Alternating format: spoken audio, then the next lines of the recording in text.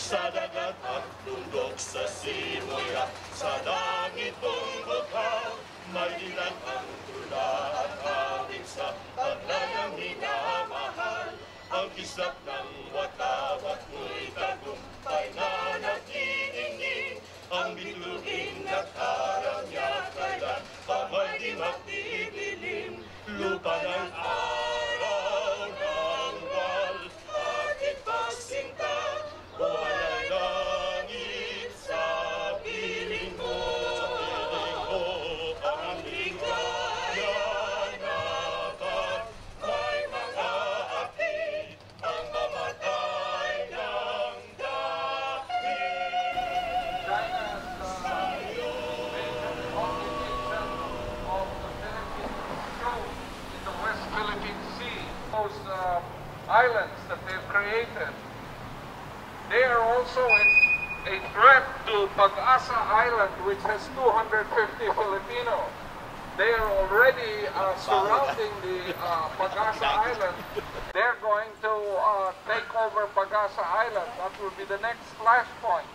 But the U.S. is coming there. They're sending the Poseidon and other ships to protect not only the Philippine shoals, but also commerce and interstate commerce in the seas, to make sure that the ships that go in that route will be able to travel safely. So we are here to express our protest. Today is the 4th anniversary of the establishment by China of the Sanxia Prefecture, which was created on July 24, 2012 by China in order to have an administrative body that will oversee the 3 million square kilometers of the South China Sea. So it is from this place called Woody Island, place where they've set up the Sanxia Prefecture, that the ships are being sent to the Philippines, where they are going to be, where they're building that. They have also sent ships to Recto Bank. Recto Bank is where an estimated 15 billion barrels of oil are found and several quadrillion cubic feet of natural gas. This is the future of the Philippines, because if we're able to keep control of that oil, we will not need to send the 2 million overseas Filipinos to the Middle East, who daily suffer severe brutalities by their employers. They can be able to stay in the Philippines, and there is enough oil in the Philippines to be able to produce jobs, to be able to save. The Philippines has the second highest amount of expenditure for energy, next only to Japan. So that's billions and billions of dollars that the Philippines sends to the Middle East, to the U.S. to pay for oil. If we're able to develop the oil that is under the Recto Bank, we will not need to send overseas Filipinos. The money that is being used for oil will be able to be used for education, for infrastructure, for improving the economy of the Philippines. So there is much at stake in what we're doing. It is not just defending those islands, but it is fortifying the future of the Philippines, a future that will be made bright if we're able to defend those islands and use the resources of those islands. But if we don't, if China gets its way and controls all of those, then we will be suffering a future that will be as bleak, if not bleaker, than the present. So that's what's at stake. That's why we're here demonstrating against China. And that's why we're here to say that for as long as they're there on Philippine soil, we will continue to protest. I want to take also, I want to show you 3 of those with us are veterans of World War II. You can see here Mr. Regino, Yoma, Mr. Nakwa, Mr. Delit, Sonia's father. Okay. And Mr. Isurena here. Now they put their lives on the line to defend the Philippines against Japan during World War II. And now here they are in their 90s and they're still willing to put their lives on the line to defend the Philippines against another Asian imperial power. 60, 70 years ago it was Japan, now it's China. You know, they made a vow when they were singing that never shall invaders trample our sacred shores. And they meant it. They meant it when they sang that when they were young, and they mean it when they sing it now, in their 90s. Mabuhay ang Pilipinas! Mabuhay! Mabuhay ang mga veterano natin! Mabuhay! Ibagsak ang China! Ibagsak! Yung mga goods ng China, anong dapat gawin? Boycott! Yung mga... Boycott China! Boycott China! Boycott! Boycott! Boycott! Boycott! What do we want? China out! What do we want? China out! What do we want? China out! What do we want? China out! What do we want? China out! When do we want it? Now! When do we want it? Now! When do we want it? Now! What do we want?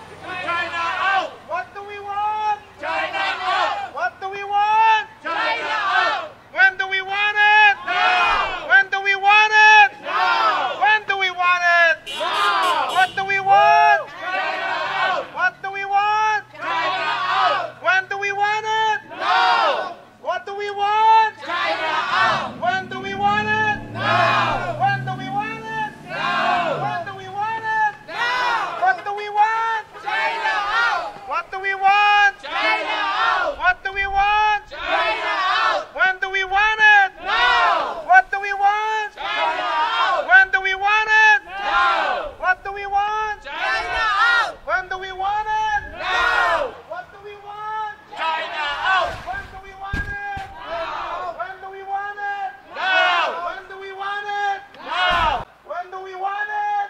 Now! What do we want? China out! What do we want? China out! What do we want again? China out! When do we want it? Now!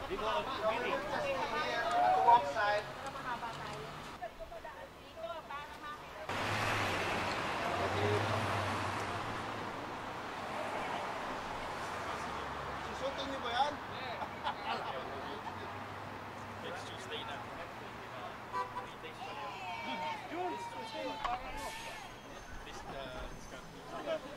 Basta wala kang green ha? Kasi marami nitong motorist. Marami nitong motorist, so we want to be here. Yes. Ano po yung...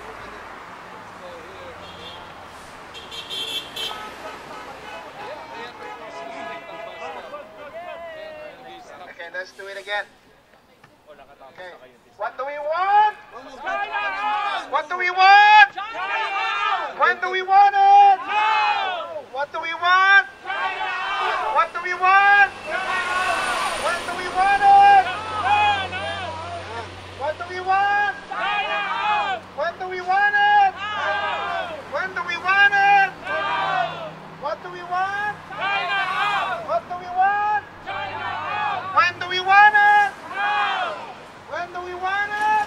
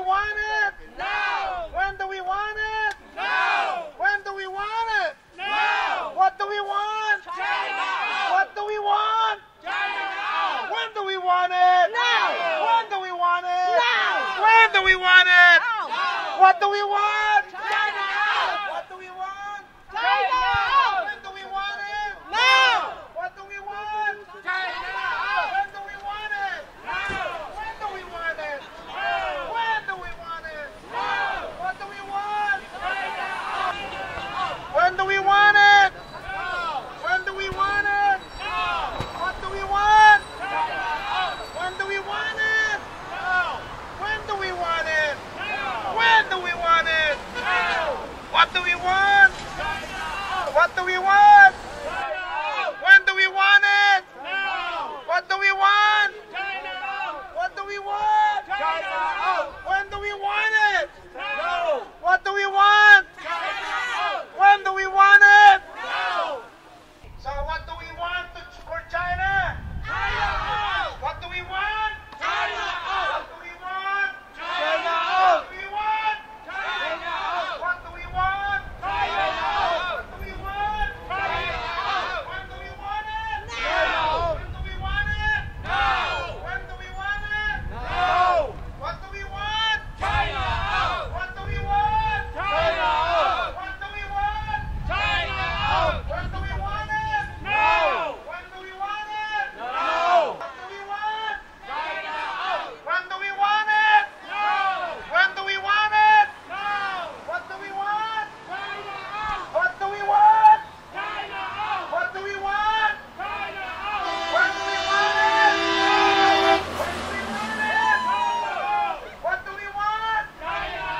When do we want it? Now! When do we want it?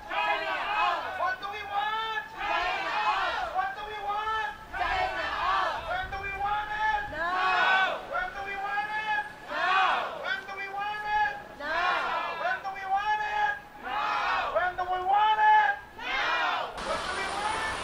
When do we want it? Now! What do we want? China out! What do we want? China out! What do we want? China out! When do we want it? Now! When do we want it?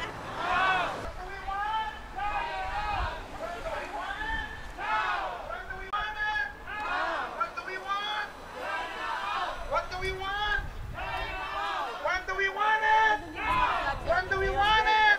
Now! When do we want it? Now! When do we want it? Now! We want it. Now! What do we want? China out! What do we want? China out! When do we want it?